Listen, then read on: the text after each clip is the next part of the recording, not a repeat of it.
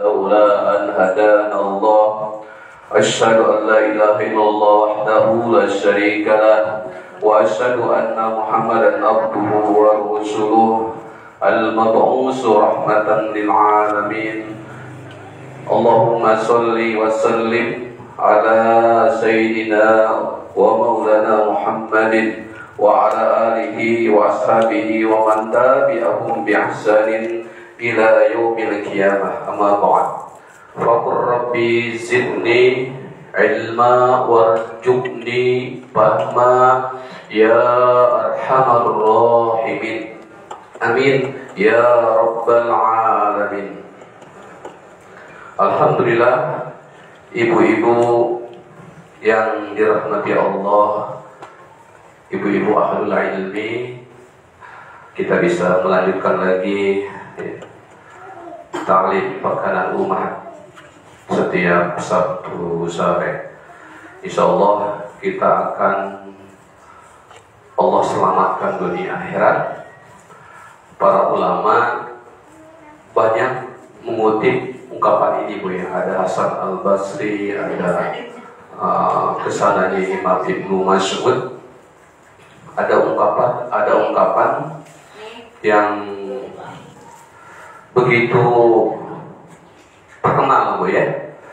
Jadilah kita dalam 4 perkara, 4 bagian dalam kontribusi dalam ilmu, dalam lingkungan kita, tempat tinggal kita, dimanapun kita berada. Yang pertama, kun aliman. Jadilah kalian itu kalau bisa mengajarkan ilmu. Apa saja yang kita bisa ajarkan, kun aliman, ya. Seorang alim, seorang pengajar. Au muta'aliman. Kalau enggak, jadi kamu sebagai penuntut ilmu, gitu. Belajar aktif. Atau yang lebih rendah lagi, au mustami'an, atau mendengarkan, datang ke majelis taklim walaupun enggak aktif, mendengarkan saja, ngantuk, ya, nundutan, enggak apa-apa, itu dapat pahala, ya. Atau yang paling tidak, yang keempat, muhibban. Muhibban itu au muhibban, dan jadilah kalian pensupport ilmu, pencinta ilmu. Ngajar nggak bisa, belajar nggak bisa, mendengarkan saja hadir nggak bisa, support tuh dengan apa? Misalkan dengan biaya, ya, donat tuh, jadilah donat tuh. Nah itu, nyiapin apa tuh? Nyiapin snack, itu tuh termasuk muhibban, Bu, ya. Walaupun dia nggak pernah hadir, misalkan, itu masih dicatat sama Allah. Tapi kalau ngajar enggak, jadi muta'alim enggak, ya, mendengarkan juga enggak, mendukung kegiatan keilmuan juga enggak, ini yang cilaka. Wala takun khamisah, ya. Janganlah kalian menjadi yang kelima ini, ya, patah laka, maka kalian akan celaka. Nah, kalau kita tidak jadi yang 4 ini, maka kita akan celaka. Naudzubillah min dari di lingkungan, misalkan ngajar enggak, jadi muta'alim enggak, mendengarkan juga enggak, mendukung juga enggak. Nah, ini celaka, Bu. Ini kata ulama, ya, bukan kata saya. Maka sekuat tenaga kita harus berkontribusi kepada keilmuan ini, ya, kepada hal-hal yang keilmuan sesuai dengan kemampuan kita. Baik, kita lanjutkan tadabbur Al-Quran kita seperti biasa. Sekarang ayat Al-Baqarah, surah Al-Baqarah ayat ke-238, ya. Ayatnya pendek, tapi kita akan coba bahas Al-Baqarah ayat 238 sampai 239. Ya, kita akan bahas sekaligus karena ayatnya cukup pendek. Sudah ketemu, Bu? 238. Melanjutkan yang kemarin.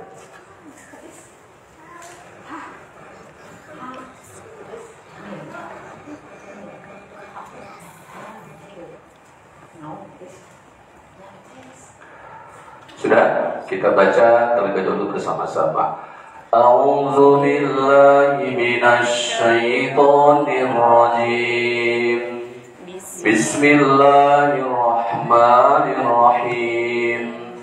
Hafizu 'alas sholawati was sholatil wusta wa qumu lillahi qanitin. Fa in khiftum farijalan aw rukbana wa idza amintum fadhkurullaha kama 'allamakum ma lam takunu ta'lamun. Sadaqallahu aladzim. Terjemahkan Ibnu 238 sampai 239. Peliharalah semua salat dan salat dan laksanakanlah salat karena Allah dengan khusyuk.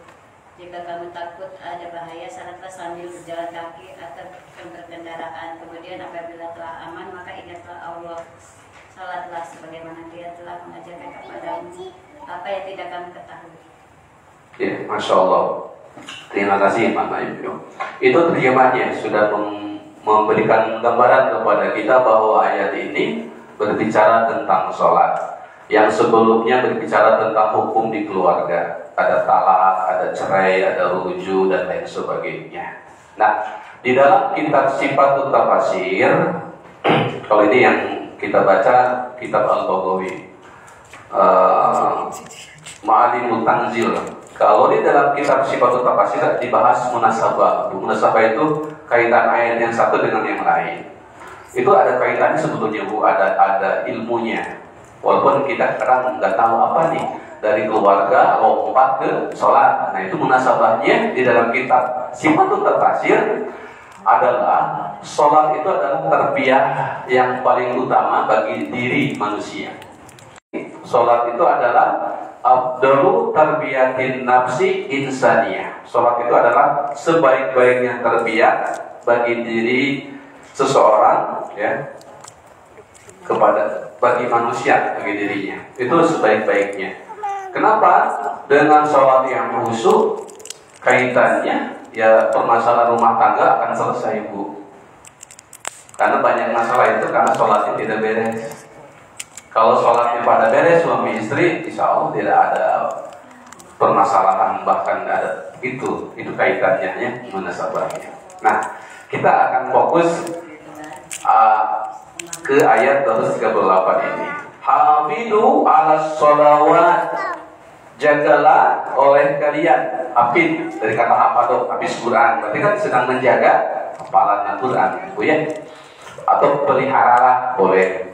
Hafidu, kalian jagalah. 'Alas sholawati, atas sholat-sholat. Ini jamak Bu. Ada sholawat jamak. Berarti lebih 5 waktu maksudnya. Kalau tunggal sholat, kalau sholawat sholat berarti ini 5 waktu. Hafidhu 'alas sholawat, jagalah sholat 5 waktu maksudnya. Apa yang harus dijaga Bu? Yang harus dijaga ini maksudnya wa atibu wa dawamu 'alas sholawati maktubah. Jagalah dengan penuh ketekunan. Dawam itu terus menerus ya. Sholat 5 waktu. Apa yang dijaga? Bimawaqitiha, waktunya ya. Jadi pertama, sholat itu dawam, harus dijaga terus menerus. Jangan lagi susah saja sholat, lagi banyak duit gak sholat. Itu harus dijaga setiap keadaan. Apa yang dijaga? Yang pertama, bimawaqitiha, waktunya. Ya, sholat zuhur padahal lagi senggang jam 2. Ya, padahal lebih bagus sholat tepat pada waktunya. Ketika Rasulullah ditanya oleh sahabat, ya Rasulullah, apa amalan yang paling baik? Rasulullah menjawab, birrul walidaini, berbuat baik kepada kedua orang tua, dan as-salatu 'ala waqtiha, salat tepat pada waktunya. Kalau sudah ada duhur, nggak ada kegiatan yang mendesak, tidak berpergian, sholat Bu. Ibu-ibu di rumah, ya langsung sholat, jangan nonton yang lain-lain dulu, gitu ya Bu. Bahkan kalau sholat subuh, boleh Bu ramekan musola kita dengan ibu-ibu. Di kampung saya, ibu-ibu subuh itu banyak Bu. Tapi kalau hari biasa memang bapak-bapak. Tapi kalau subuh, silakan ramekan sholat berjamaah di masjid. Karena perempuan itu tidak dilarang sholat jamaah. Walaupun baiknya lebih baik di rumah, tapi ke masjid tidak dilarang. Apalagi sudah ibu-ibu ya, yang fitnahnya berkurang ya, bukan gadis. Kalau gadis itu jadi pusat perhatian gitu. Tapi kalau ibu, apalagi nenek-nenek, mau ngapain lagi kalau nggak ada dengan masjid? Nenek-nenek misalkan ya. Jangan-jangan di rumah enggak, di masjid enggak. Nah, jangan sampai seperti itu ya. Tapi insya Allah kalau sholat kan sudah jadi itu, sudah jadi kewajiban yang mutlak ya, tidak boleh ditinggalkan. Itu Bu ya. Pertama apa waktunya? Kedua, wahududiha, aturannya Bu. Kan sholat itu ada aturannya ya. Ada syarat rukunnya, ada aturannya sholat itu.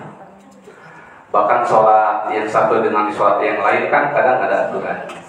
Waktu kemarin sholat gerhana beda, rukunya 2 kali, ya. Terus baca Al-Fatihahnya 1 rakaat 2 kali, itu ada aturannya. Begitupun sholat 5 waktu, ada tata tertibnya, ada aturannya. Kemudian apa yang harus kita jaga? Wa itamin arkaniha, yaitu kesempurnaan rukunnya Bu. Rukunnya harus dijaga ya. Rukun sholat itu apa saja? Apa saja Bu rukun sholat? Takbiratul ihram ya, baca Al-Fatihah, kemudian ya dan seterusnya lah, ruku, termasuk tumanina, tenang. Tumanina itu bagian dari rukun Bu. Tumanina, ruku dengan tumanina, sujud dengan tumanina. Tumanina itu tenang, jangan jungkal-jungkil kayak anak-anak. Sholat juga jungkir. Nah ini juga PR kita Bu. Anak-anak yang sudah cukup gede, itu usia 4 SD dan ke sana, sholatnya masih belum benar. Saya banyak diskusi sama bapak-bapak yang lain. Anak-anak kita itu yang udah gede, udah ngeganggu ya, terus sholatnya pun nggak benar Bu. Masih penting misalkan ribut ngeganggu ya, tapi sholatnya benar. Ini mudah ngeganggu sholatnya. Nah ini PR kita. Harus ada pembelajaran khusus tentang sholat untuk anak-anak yang Ibnu dan kawan-kawan tuh, Adam dan kawan-kawan, sholatnya belum benar Bu. HP juga itu belum benar sholatnya, jadi nggak baca doa. PR kita lah. Kalau saya diminta untuk membimbing anak-anak, silakan. Nanti ada pembelajaran khusus tuh Bu ya untuk anak-anak. Ya karena kalau dibiarkan takutnya ke bawah gede. Kalau udah ke bawah gede kan repot tuh. Seperti itu.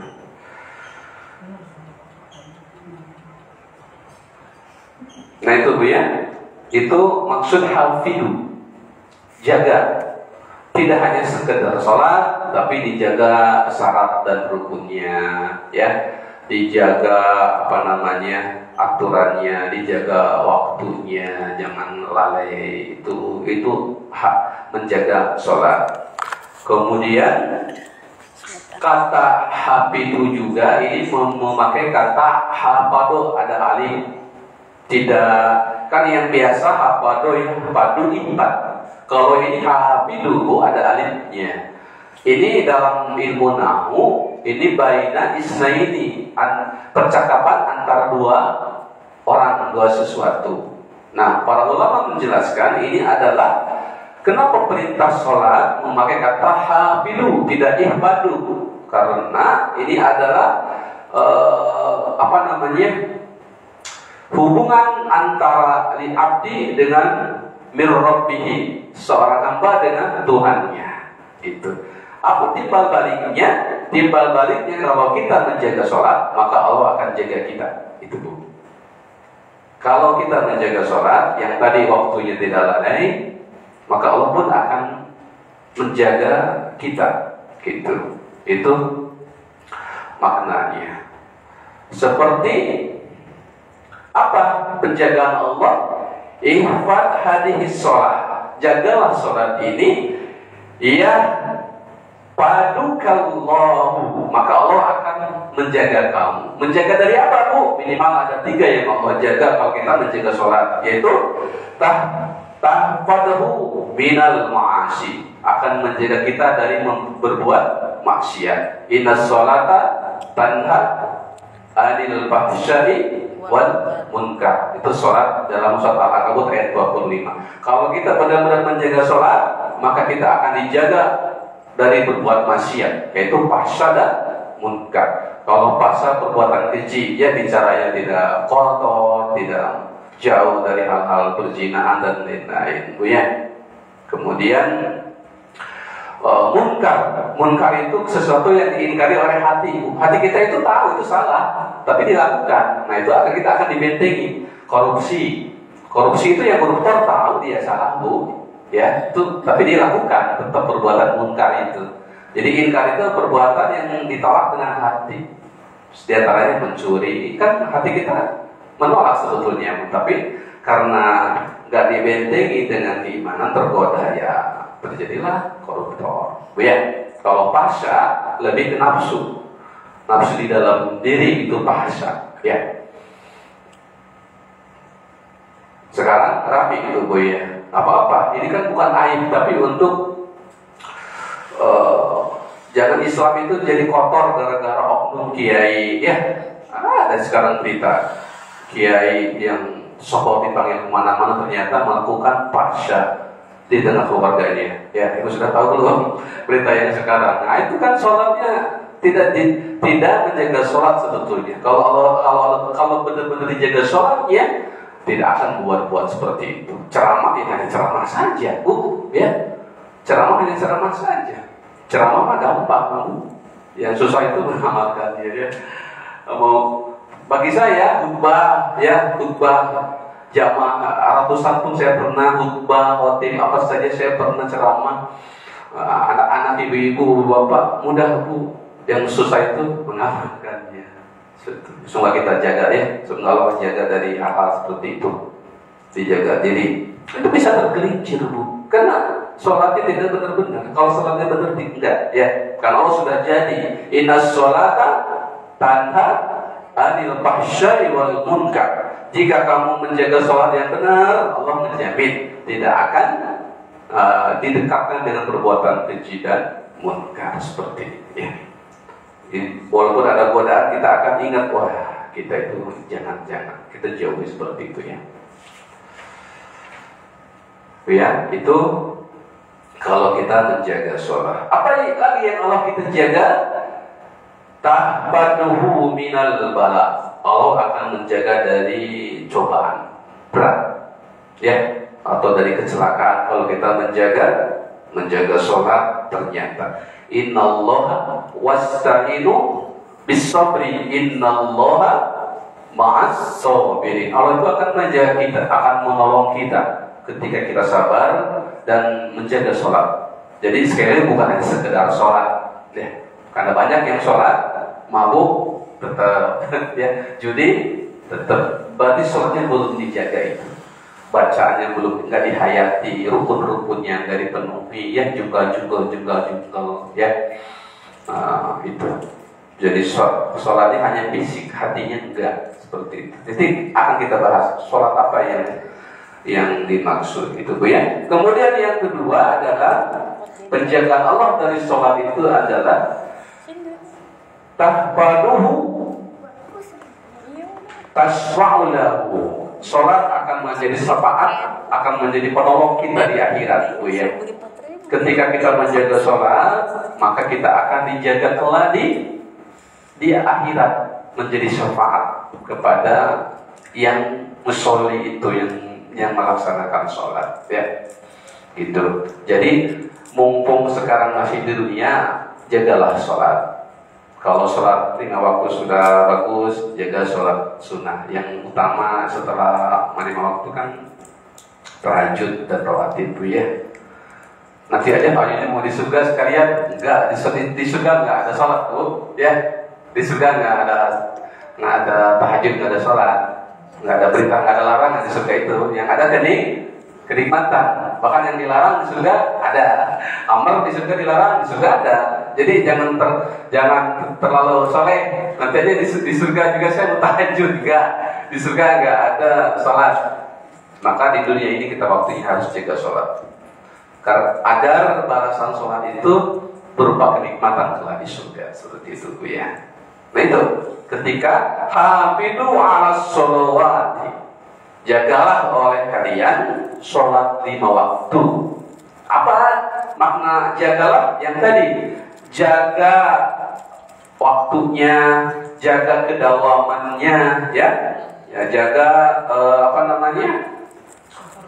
kesempurnaan syarat rukunnya. Kalau laki-laki jaga berjamaahnya. Jamaah bagi laki-laki adalah 27 derajat itu. Dan 27 derajat itu diukur 500 tahun Bu, ternyata Bu. Kan kalau di rumah satu nilai ya pahalanya. Kalau di masjid ada yang bilang 25, ada yang bilang 27. Nah, dari satu ke dua itu berjarak. Waalaikumsalam. Dari satu ke dua itu berjarak 500 tahun lamanya ukuran dunia Bu di akhirat. Berarti 27 kali 500 berapa Bu? Berapa? Itu aja kalau ya. Itu banyak pahalanya Bu. Itu ajrun namanya. Ya, pahala yang akan didapat di surga nanti. Kalau yang didapat di dunia bukan ajrun namanya. Keberkahan itu Bu ya, keberkahan hidupnya, misalkan diberi kesehatan dan lain sebagainya itu, atau ujroh ya. Kalau di ajrun didapatnya kelak di akhirat. Dan kita jangan terlalu matematis. Sedekah memang akan dipergandakan, dijanjikan oleh Allah, bisa 10 sampai ratusan kali kebaikan. Tapi kalau Allah tidak melipatkan dengan materi, jangan protes sama Allah. Karena yang dimaksud lipat gandakan pahalanya kalau nanti di akhirat. Karena ajrun itu di akhirat. Di dunia belum tentu dilipat gandakan berupa materi. Kadang diberikan berupa kesehatan. Kadang diberikan berupa dimudahkan dari segala masalah. Tidak harus uang, ya. Walaupun bisa saja diberikan kelebihan uang itu. Itu maksudnya Bu ya. Begitupun sholat, ya. Sholat pahala yang sesungguhnya telah di akhirat. Tapi di dunia pun akan Allah jaga. Ya, ihfad hadhihi sholat, kata para ulama, jagalah sholat ini, maka yahfadullah, maka Allah akan menjaga kamu itu dari segala tadi maksiat Allah jaga, bahkan dari bala bencana pun Allah jaga, bahkan kalau di akhirat dapat sebab itu. Kemudian teruskan ayatnya Bu. Wassolatil wusta. Nah, kalau tadi kan Allah memerintahkan jagalah di sholat 5 waktu. Nah, kalimat berikutnya secara khusus wassolatil wusta, dan jagalah oleh kalian sholat wusta. Sholat wusta apa Bu? Sholat apa kira-kira? Kan tadi sholat 5 waktu secara keseluruhan harus dijaga. Kemudian kalimat ini Allah secara khusus menjaga sholat wusta. Sholat wusta apa tuh? Maghrib, asar, isya, pertengahan. Wusta itu pertengahan. Jamak dari ausat. Ausat kan bentuk laki-laki. Nah, bentuk perempuannya wusta. Karena sholat kan bentuk perempuan, ada tamal, ada itunya. Maka wusta pun jadi bentuk perempuan, ya. Pusat. Diterjemahkan juga keadilan, pertengahan. Karena adil itu kan sesuatu yang pertengahan, sesuatu yang seimbang, itu adil itu. Maksudnya bukan ngasih ke anak yang satu 5.000 ke yang SMA 5.000, bukan, itu nggak seimbang. Maksudnya seimbang sesuai takarannya. Anak SD ya 5.000, anak SMA 20.000. Itu adil, ausat. Karena adil juga bisa diartikan dengan ausat, memakai kata ausat seperti itu. Maling ayam sama koruptor beda Bu, itunya al-adlunya, tebusannya beda, ya harus seimbang.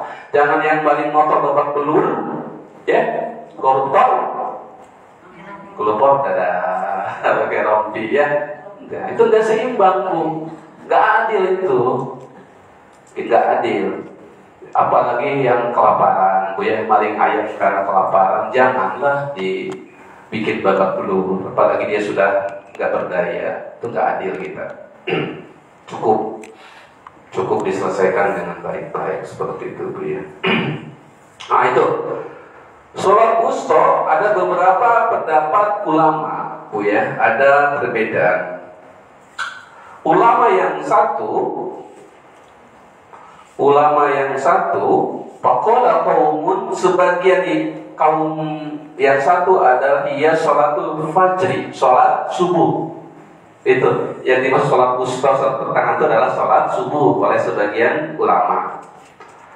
Ini menurut Umar bin Ibnu Umar, kemudian menurut Abbas, kemudian menurut Muaz, Jabir, ini para sahabat. Dan diikuti juga pendapatnya oleh para tabi'in, ahli tafsir seperti Al-Atha, Ikrimah, dan Mujahid. Ini generasi tabi'in.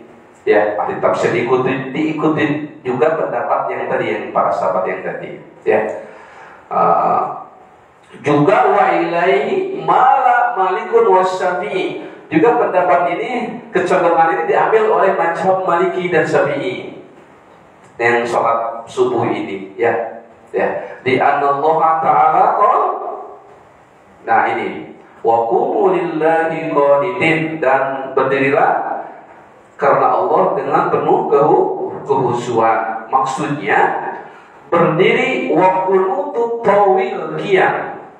Sholat yang disunahkan berdirinya lama adalah sholat subuh. Nah, mengambil dari kalimat ini, maka yang tadi mengambil pendapat yang dimaksud adalah sholat subuh, sholat wusta itu. Makanya sholat subuh kan bacaannya berdirinya panjang, karena memang disunahkan panjang. Ya, kalau yang ngerti imam subuh nggak pakai kurku, tapi bacanya ya panjang. Saya pun sama, kalau imam subuh suka agak panjang, karena disunahkan panjang. Gitu. Kenapa panjang? Karena sholat subuh itu adalah disaksikan oleh para malaikat. Tashaduhal malaikatul laili wal malaikatun nahar. Jadi para malaikat yang bertugas di malam hari dan malaikat yang bertugas di siang hari, mengganti shift, ya, ada di sana. Itu di waktu subuh.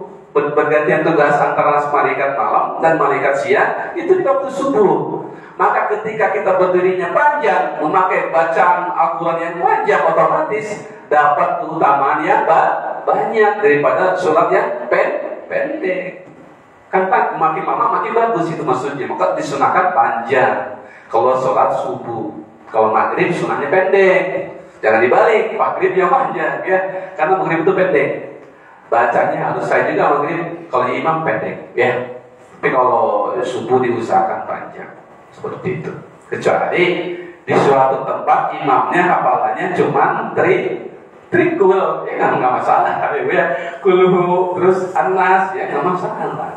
Tapi kalau ada yang hafalannya cukup banyak, maka sunahnya subuh itu panjang. Itu ya. Kenapa? Ini ada dijelaskan di dalam surat Al-Isra ayat ke-78 Bu ya. Wa Qur'anal fajri.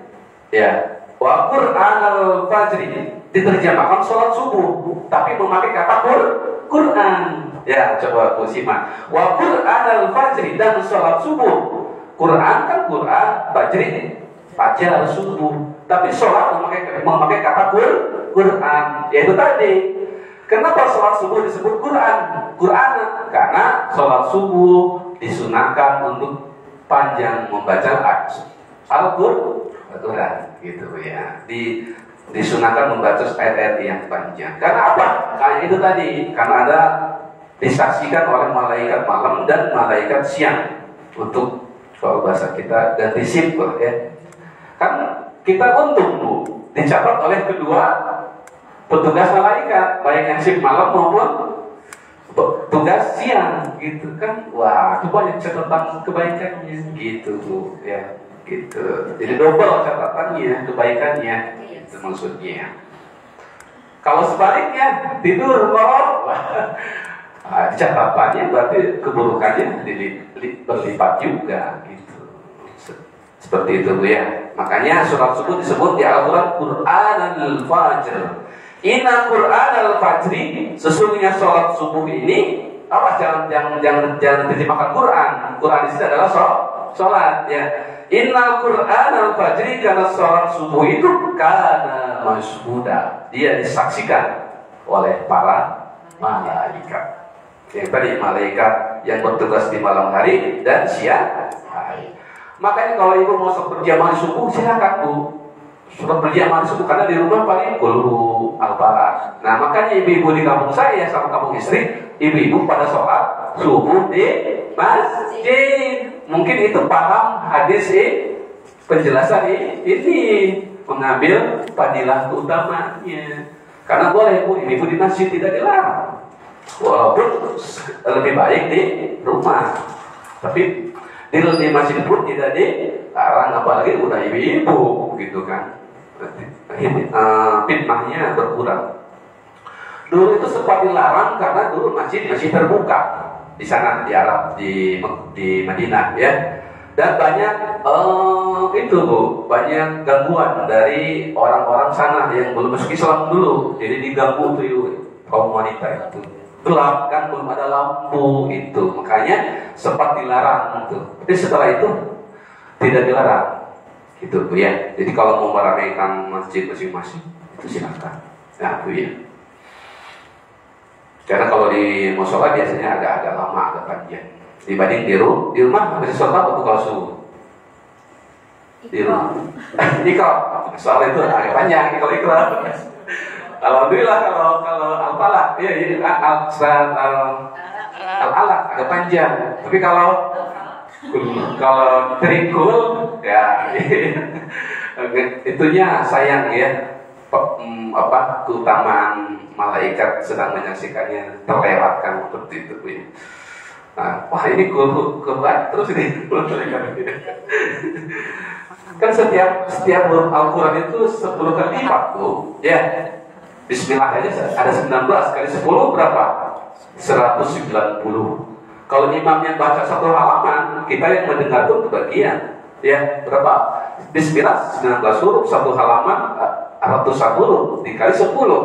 Berapa tuh Bu pahalanya? Di hadapan Allah Subhanahu wa taala. Itu. Ya, kita lanjutkan kalimat berikutnya Bu ya. Jadi pendapat yang satu sholat subuh dengan sandaran pendapat yang tadi, karena sholat subuh itu disaksikan malaikat dan ada keutamaan sendiri yang disebut dalam surat Al-Isra tadi ya, wa Qur'anal Fajr inna Qur'anal Fajr kana mashhuda. Itu Bu ya. Kemudian pendapat kedua, sholat subuh, sholat wusta itu adalah apa Bu? Duhur dulu ya. Pendapat berikutnya wadahabun kaumun ya. Pendapat berikutnya adalah illa anna sholatul duhri, sholat duhur. Kenapa sholat duhur oleh pendapat yang ini dianggap sholat wusta? Karena sholat duhur adalah pertengahan hari, nyambung dengan pertengahan tadi. Kan sholat yang ada di pertengahan siang kan duhur, maka disebut adalah duhur begitu. Sholat duhur. Ini pendapat Zaid bin Sabit ya, sekretarisnya Nabi itu Zaid bin Sabit, wa Said al-Khudri, wa Usama bin Zaid, li'annaha fi wasatin nahar wa hiya asatu sholatin nahari bit tawil. Alasannya karena sholat duhur itu adalah pertengahan waktu siang yang panjang gitu Bu ya. Nah, pendapat berikutnya yang lebih kuat adalah pendapat sholat asar gitu. Ini. Nah, wadahul aksarun, adapun pendapat mayoritas ulama, ya, pendapat yang lebih kuat, yang lebih banyak adalah inna annaha sholatil asr, adalah sholat asr. Sholat asar itu pendapat yang utama. Yang kebanyakan mayoritas adalah sholat asar yang Allah istilahkan dengan sholat wusto. Ini datang dari rawahul jamaah yang diriwayatkan oleh banyak ahli hadis. Kalau kita mendengar rawahul jamaah berarti 6 ahli hadis: Bukhari, Muslim, Abu Dawud, At-Tirmizi, An-Nasai, Ibnu Majah meriwayatkan hadis asar ini. Berarti pendapat yang lebih kuat. Mayoritas ulama adalah sholat asar. Kenapa? Karena ketika Rasulullah di zaman perang Khandaq, beliau pernah berkata, Buya, saguluna 'anis sholatil wusta, janganlah kalian disibukkan untuk melaksanakan sholat wusta, yaitu sholatul asr, kata Rasulullah. Jadi Rasulullah, jangan kalian sibukkan dengan peperangan ini sampai menelakkan sholatul wusta, sholatul asr. Rasulullah langsung menyebut setelah wusta sholatul asr, yaitu sholat asar gitu. Kemudian Rasulullah berdoa, mala'allahu ajwabahum wa kuburuhum naro. Saya doakan mereka yang menghalangi sholat asar itu, yang orang-orang kafir di dulu peperangan, dibakar, dikubur oleh api neraka yang panas. Gitu Bu ya. Jadi saking pentingnya jangan sampai terlewatkan itu sholat asar, dan Rasulullah sebut namanya itu. Makanya ini menjadi pendapat mayoritas gitu Bu ya. Kemudian di hadis yang lain Rasulullah pun bersabda, bajiru bis sholatil asr, segerakanlah sholat asar. Fa inna nabi, ya, karena sesungguhnya Nabi itu pernah berkata, man taraka sholatal asr, barang siapa yang meninggalkan sholat asar, faqad habita amaluhu, maka amal kebaikannya akan hilang. Itu Bu ya. Alhamdulillah bidalik Bu ya. Karena sholat asar itu dilihat dari sisi momen, males Bu, benar gak? Ya, lagi asik-asiknya main, anak-anak disuruh sholat. Orang dewasa pun begitu, lagi asiknya mau berangkat jalan-jalan, harus sholat dulu. Nah, lagi seru-serunya nonton sinetron ya, harus sholat asar dulu. Nah itu, lama-lama bablas Bu ya, lama-lama bablas, maka harus dijaga. Itu berarti ada berapa pendapat Bu? Pendapat pertama duhur di subuh, pendapat kedua asar, duhur, pendapat ketiga asar. Yang mana harus diambil?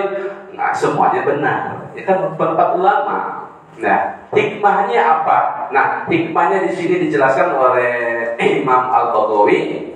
Abahamahullahu ta'ala tahridun, ya. Hikmah dari disamarkannya Allah tidak jelaskan langsung di Al-Quran.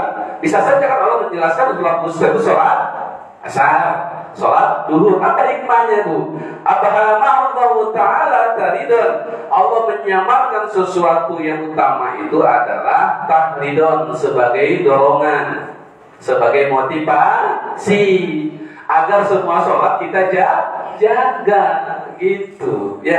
Karena kalau Allah sebut namanya, maka kita akan bersemangat sholat subuh saja, sholat asar saja, sholat yang lain seadanya gitu kan. Enggak, kalau enggak sholat. Seadanya penjagaan kita terhadap sholat, karena Allah samarkan, maka semua kita akan jaga gitu Bu ya. Tapi di balik itu ada fadilah yang akan didapat oleh kita Bu, yang akan kembali lagi kepada kita, yaitu tahridun lil ibadi ala muhafadah, sebagai motivasi kepada hambanya untuk menjaganya ya. Kama ahbarul lailatul qadr, Sebagaimana kita menjaga malam al-qadar, jangan malam Lailatul Qadar, malam itu dah Lailatul, malam al-qadar. Malam al-qadar itu kan tidak Allah kasih tahu, betul nggak? Agar apa? Agar 10 hari itu bapak itikaf di masjid.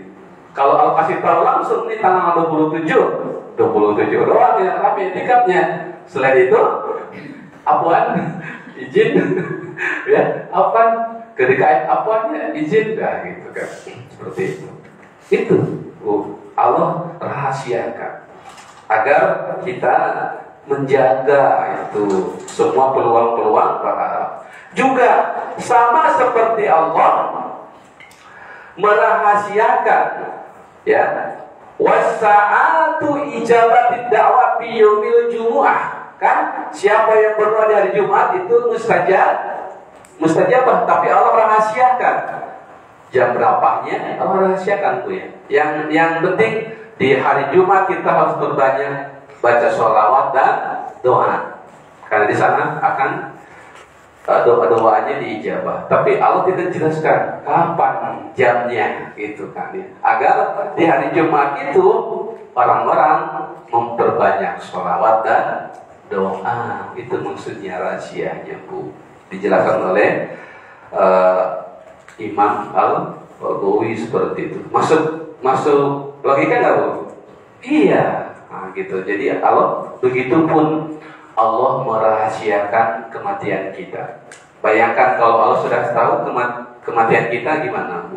Ada sisi baik dan sisi buruk, ya. 5 bulan lagi expire, meninggal jam sekian hari sekian, dikasih tahu. Orang nggak semangat, Bu. Dari 5 bulan udah nggak semangat makan, Bu. Bayangannya dia udah meninggal, Bu, ya. Gitu.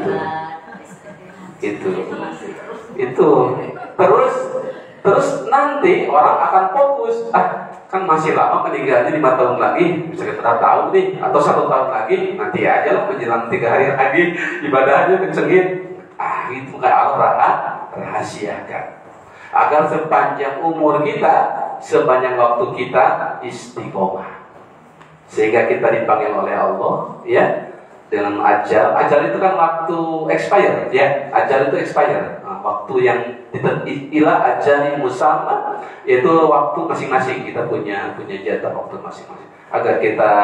Agar ketika waktu kita habis, kita dalam keadaan husnul khotimah. Maka setiap momen kita harus baik, Bu, ya. Kita berusaha harus baik karena itu dirahasiakan oleh Allah. Waktunya dirahasiakan. Kalaupun disampaikan itu tadi, manusia akan mengakalinya dan kita pun tidak menikmati hidup, Bu, ya. Tidak menikmati hidup kalau kita tahu sebentar lagi sudah tidak menikmati hidup lagi, Bu, ya. Seperti itu. Maka Allah rahasiakan itu dari diri kita. Itu yang dimaksud hafidu ala sholawati was sholatil wusta. Sholat wusta itu duhur, asar, dan subuh. Tapi mayoritas ulama adalah sholat asar. Karena asar adalah pertengahan hari. Kalau tadi duhur pertengahan siang, kalau asar pertengahan hari antara siang dan malam. Dan di waktu itu memang orang banyak aktivitas, ya, sehingga sholat agak lalai, ya. Orang jalan-jalan biasanya berangkatnya habis asar atau menjelang asar, ya. Dulu saya masih ingat, Bu, di Garut itu kan senang main poli, ya. Itu main poli suka ke kampung orang lain, itu berangkatnya sebelum asar, Bu. Kalau kita nggak bawa bekal sarung nih, nggak sholat itu. Kalau saya insya Allah bawa bekal sarung saya di tas, ya. Jadi kalau pas nyampe kampung orang, saya sholat dulu. Tapi yang nggak bawa bekal, main poli aja, lewatlah itu. Jadi kan kalau berangkat habis asar kan nggak keburu, karena kita jalan kaki, Bu. Jalan kaki dari kampung satu ke kampung lain. Istilahnya main poli gitu, biar rame ke kampung lain. Gitu kan lama, Bu. Sampai 1 jam perjalanan itu berangkatnya waktu Allahu Akbar gitu kan, dulu saya waktu muda. Nah kalau yang nggak persiapan itu nggak sholat, Bu, ketika tiba di kampung sebelah, ya. Kan kalau sholat dulu ditinggalin, Bu. ditanggalin sama teman-teman. Nah gitu gambarannya. Gambaran sholat asar itu banyak yang meninggalkan. Makanya tadi kalau secara sengaja kita meninggalkan sholat asar, maka amalan-amalan kita akan Allah dianggap gak ada, dihapuskan oleh Allah Subhanahu wa taala. Nauzubillahi min dari itu kalimat itu.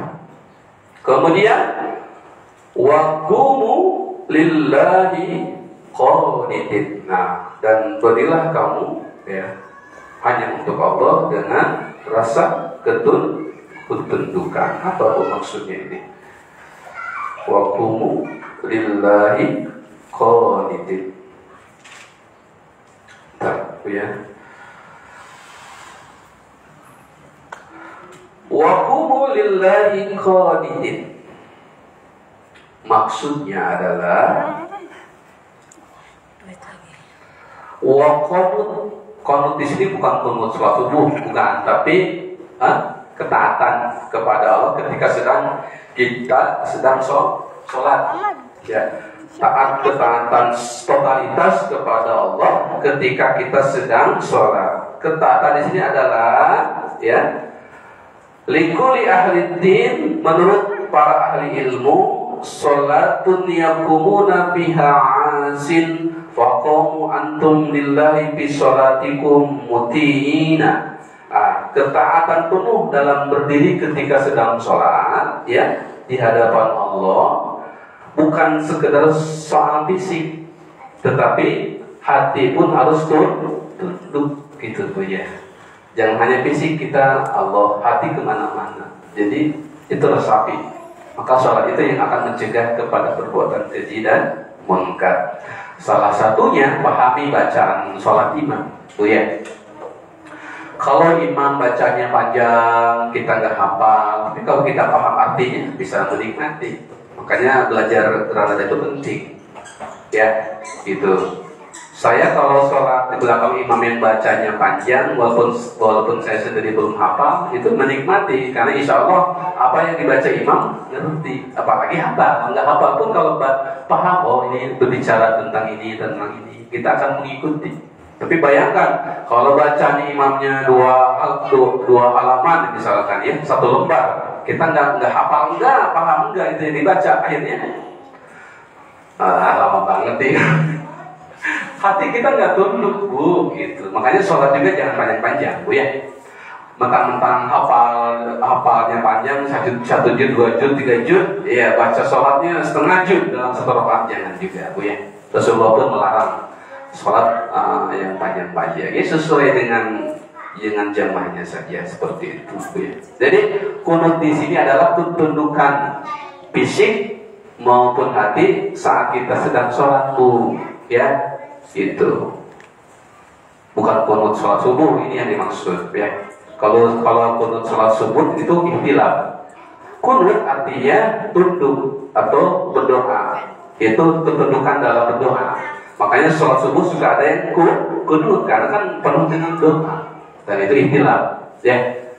Kalau saya sudah biasa dengan perbedaan bu, karena di kampung saya kan saya lahir dari keluarga NU dan Muhammadiyah di kampung itu ya, sudah biasa ya.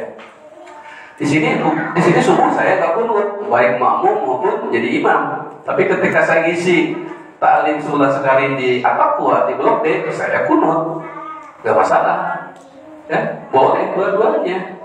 Itu yang harus kita ada di dalam diri kita bu, yaitu tasamuh, saling memaklumi, saling menghormati. Nabi pun tasamuh, lembur Nabi pun ya. Dalam surat Al-Imran ayat 199, "Fabima rahmatin minallahi lintalahum." Kalau bukan rahmat Allah, Nabi itu tidak akan berbuat lembut, lembut, lentur. Nabi itu lembut itu kepada umatnya. Karena apa? Karena walau kunta, kalau engkau Muhammad kata Allah, padang geridal qalbi, keras dengan sikap dan hatinya keras juga dengan pendapat sendiri, misalkan lampadlu min haulik, maka orang-orang akan lari. Nah, jadi lain itu lembut atau lentur. Jangan kaku, apalagi dalam masalah khilafiyah. Dalam masalah khilafiyah jangan kaku, jangan jumud, harus lain agar kita adalah tasamuh, saling memaklumi. Kayak kemarin tuh pengajian gabungan ya, itu kita wujud dari tasamuh, kelenturan. Jangankan berbeda blok, Bu, berbeda satu masjid, satu mushola pun pasti perbedaan ada, apalagi beda blok. Nah, di sana kita terapkan tasamuh, saling memaklumi kebiasaan masing-masing. Karena kalau kita tidak lentur, tidak tasamuh, maka dakwah tidak akan menyebar. Dakwah tidak akan menyebar, kita akan terkungkung dengan satu kungkungan gitu, Bu ya.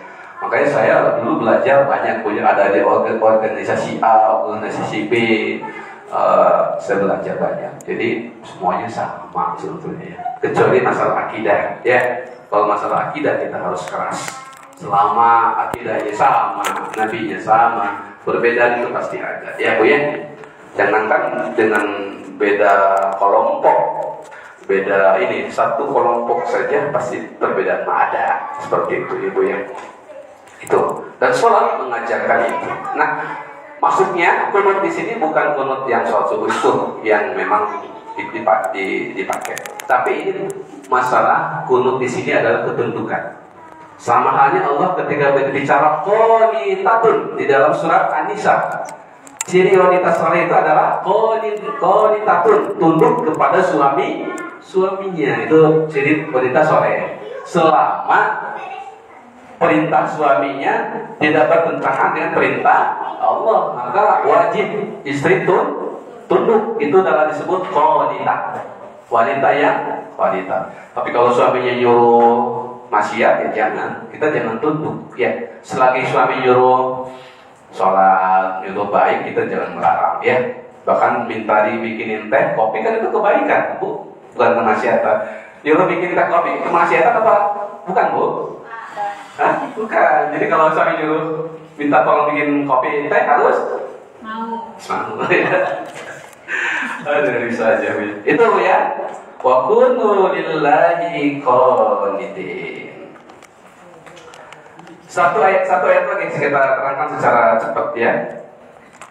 Itu ayat 238. Kita sudah pahami, Bu ya. Kita diperintahkan menjaga sholat, terutama dikhususkan sholat wusta, kan ada fadilahnya. Dan sholat itu, baik sholat wusta maupun sholat 5 waktu itu, kita lakukan dengan wa qumu lillahi qanitin, yaitu menghadirkan diri ya, berdiri di hadapan Allah itu bukan hanya secara fisik, tapi harus dengan hati. Istilah kata adalah khusyuk. Sholatnya dengan cara kita sholat khusyuk adalah pahami bacaannya ya, terus hadirkan bahwa kita sedang sholat.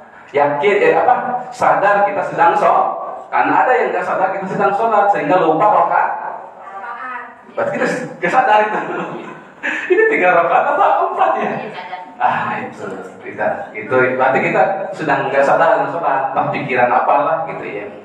Walaupun ya itu mah manusiawi. Saya pun kalau kadang jadi imam suka kadang pernah lupa ruku ya, nggak masalah ya. Tapi kalau jadi kebiasaan lupa, berarti hati kita kemana-mana, entah mikirin apa gitu, Bu ya. Maka fisik hati kita sedang harus sholat ya. Kemudian rukunnya dipenuhi, menghadap syaratnya, mensyaratkan dari mulai wudhu, menghadap kiblat. Kita agak miring, Bu, maka syaratnya harus miring kiblat. Itu harus dipenuhi. Itu bagian dari menjaga sholat. Sampai kaki pun, jari-jari kaki harus mengarah ke kiblat. Karena kebanyakan, Bu ya, mohon maaf, biar lebih sempurna, kebanyakan begini, Bu. Ya. Kan kalau begini nggak menghadap ke kiblat, harusnya saya dari dulu udah lama, udah biasa begini, udah begini aja langsung otomatis. Tapi kalau jalan kan begini, tapi kalau sholat langsung begini. Karena ini lebih utama lurus kaki kita. Ya itu, ibu miring apa lurus tuh jarinya? Kalau mulai sekarang coba luruskan. Ya. Itu dari segi kiblat. Dan dari segi kesehatan itu bagus, Bu. Ketika kita jalan agak miring, kemudian sholat diseimbangkan lurus, itu sendi-sendi akan tertarik, Bu. Nah, itu ada dari segi kesehatan. Itu ya. Kemudian ayat berikutnya, ayat 239, kita bahas secara cepat. Fa in hibtum farijalan aw rukbana. Maka jika kondisi bukan baik-baik saja, ya. Tadi kan kalau kondisi yang wajar, jaga syarat rukunnya. Tapi jika kondisi tidak menentu, ada rasa takut, fa in hibtum, dan jika kalian dalam kondisi takut, farijalan aw rukbana. Boleh sholat sambil berjalan atau di kendaraan. Boleh. Ya, ya. Fa idza amintum fadhkurullaha, apabila telah aman maka sebutlah Allah itu dengan salat, kama alamakum ma lam takunu ta'lamun, sebagaimana Allah telah ajarkan lewat nabi dan para ulama. Gitu Bu ya. Apa kita bahas sedikit Bu ya. Maksudnya Bu, ketika kondisi tertentu maka kan kita misalkan begini ya. Ketika ada ular di depan kita bolehkah menghindar apa lanjut sholat? Lari lah. Jangan lari dulu, boleh menghindar gitu Bu. Jangan pasrah, ada ular pasrah aja gitu. Atau subhanallah, sekarang banyak ya video-video ada imam yang dianiaya kan. Itu boleh, makmumnya langsung tolak aja walaupun sedang sholat, itu maksudnya. Jadi tidak sah. Al-Quran pun mengajarkan kelenturan gitu. Sholat pun diajarkan lentur gitu kalau ada kondisi tertentu. Kalau ada yang ke rumah ketok-ketok pintu dan pintunya nggak jauh, maksudnya boleh nggak kita buka dulu? Boleh nggak? Boleh. Ya, kalau pintunya dekat, misalkan Assalamualaikum, Allahu Akbar juga nggak ngerti-ngerti itu bocah anak kita ya. Kalau pintunya dekat, buka aja, terus sholat lagi. Jangan, silakan masuk, jangan bicara ya. Buka, terus sholat lagi. Dengan syarat nggak jauh pintunya gitu. Misalkan kita lagi sholat di kamar, anak-anak gedor-gedor dulu, udah Allahu Akbar, dia nggak paham gitu. Maka buka aja, terus kita sholat lagi. Pas lagi, oh iya, mama sedang sholat, udah dia pergi. Kalau udah melihat sholat, dia pergi. Boleh pun seperti itu ya. Nah, maksudnya Bu, dalam kondisi apapun kita harus sholat, jangan meninggalkan sholat. Kan ada sholat khauf, sholat dalam peperangan pun kita boleh sholat, ada aturannya ya. Yang satu sholat, yang satu pegang senjata, itu ada gantiannya. Begitupun dalam kondisi khusus, maka kita boleh tetap, maksudnya tidak boleh meninggalkan sholat itu. Dan ada keringanan dari Allah Subhanahu wa Ta'ala di dalam sholat ini. Jadi tidak kaku, ternyata sholat pun lentur. Nah gitu. Nah, saya bacakan Bu ya. Was-salati fi hali khaufin ala aqsami fa hada salati syiddatul khauf. Adapun sholat dalam keadaan rasa takut ya, itu ada beberapa bentuk, ada beberapa macam ya. Yang tadi kalau hanya ada udara kecil ya bergeser aja gitu Bu. Tapi kalau sedang dalam ancaman ekstrim, peperangan dahsyat, nah itu juga beda gitu maksudnya Bu ya. Jangan sampai ada ular kecil, sholatnya dibatalin lari gitu. Cukup menghindar aja gitu. Tapi kalau ularnya gede, boleh dibatalkan dulu. Jadi lentur Bu ya. Itu. Jangan ada pakai COD dulu. Hujan rintik-rintik, ya jangan manja, tetap ke masjid, sholat, Bu ya, tetap sholat. Tapi kalau hujannya banjir bandang, nah baru itu ada keringanan tertentu ya.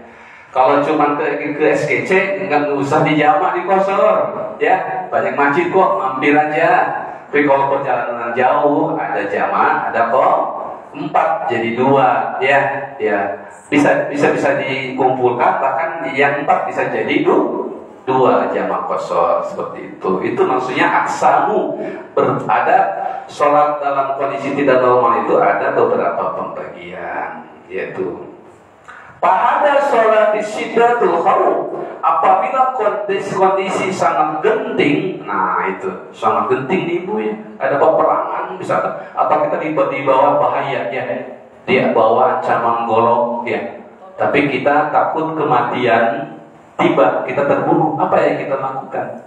Apakah sebentar ya, saya mau salat dulu, dulu. mana ngerti itu penjahat ya. Apa yang kita lakukan? Ternyata di sini disampaikan oleh sebagian ulama, Bu ya.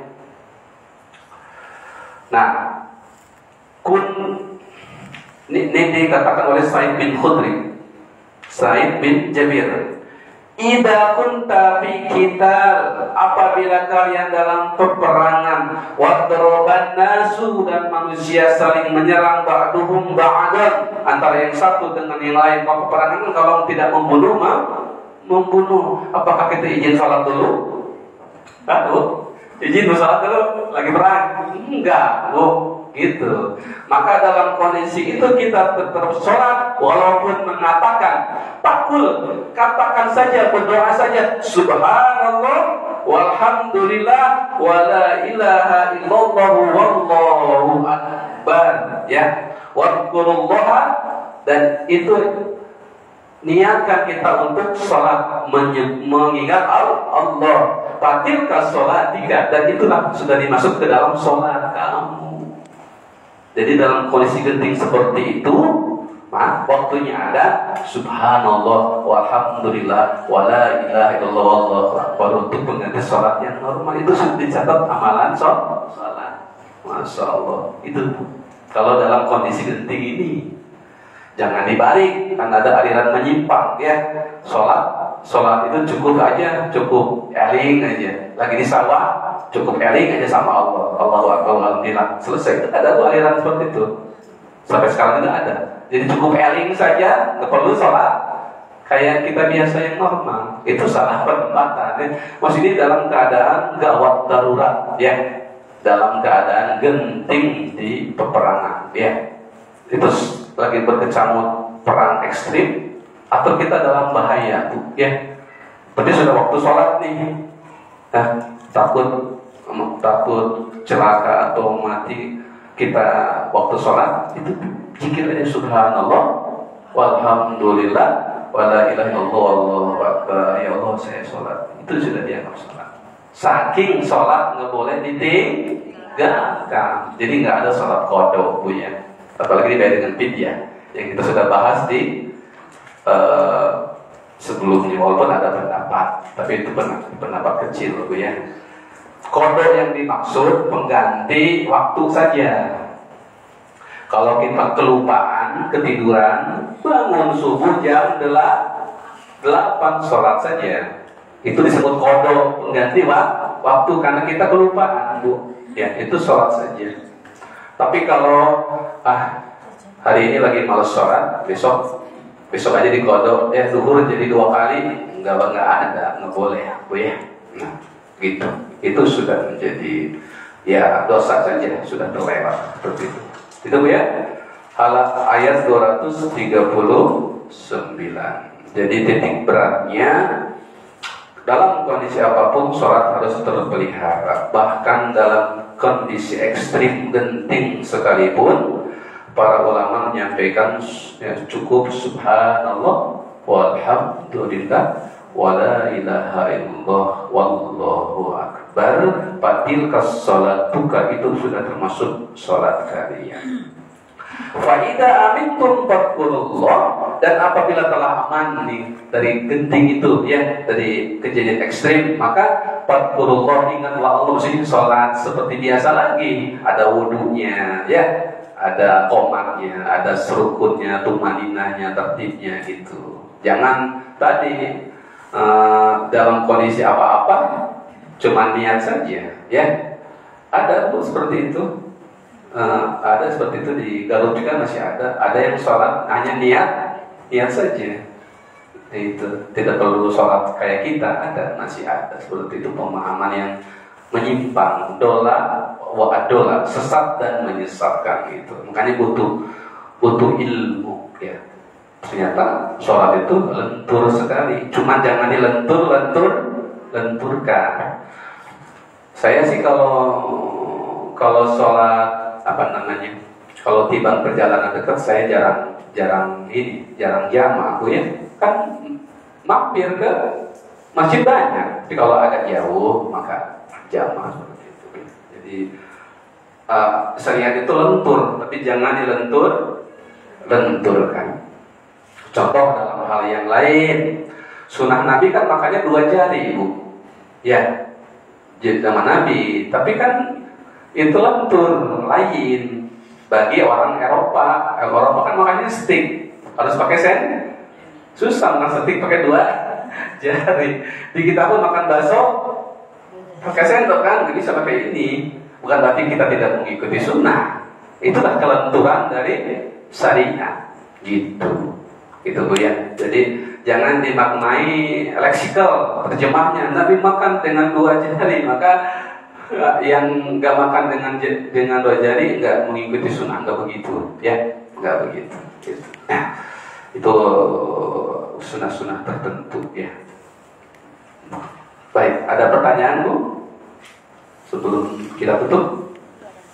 Nah, sudah gelap. Bisa dipahami Bu ya? Ini perintah menjaga sholat apapun kondisinya ya. Tanamkan ke anak-anak kita Bu, karena anak-anak kita hari ini agak berat untuk sholat. Yang itu tadi saya pesankan, anak-anak kita yang sudah gede ternyata sholatnya masih belum bagus. Itu maka tugas ibu ya membenahi. Kalau bisa ada pelajaran khusus Bu untuk sholat, praktek sholat anak-anak. Walaupun di sekolah mungkin sudah, di TPQ juga sudah. Tapi nggak ada salahnya yang bosan-bosan, biar anak-anak kita itu sholatnya tidak ini ya. Karena sholatnya seperti itu, sudah pada ribut dan sholat pun gini gitu. Jadi memang kita itu untuk PR kita ya, agar anak kita semakin bagus gitu sholat ini kemudian hari Bu ya. Karena memang beda zamannya Bu, beda tantangannya. Zaman saya dulu dipolototin saja sudah takut sama orang tua ya. Sekarang enggak ya. Ini mah bisa anak saya aja, bukan anak orang lain. Sekarang dipolototin enggak ngaruh Bu. Ngomong keras juga enggak ngaruh. Udah, kalau dulu dipolototin, saya sama bapak saya bapak saya melototin gini udah takut. Sudah, ya memang beda zamannya ya. Kita harus tetap berusaha seperti itu. Allah lebih sorwan, yang benar hakikatnya dari Allah Subhanahu Wa Taala. Jika ada kekeliruan dari saya sendiri, walaupun minkum hadanallahu wa iyyakum ajmain. Wassalamualaikum warahmatullahi wabarakatuh.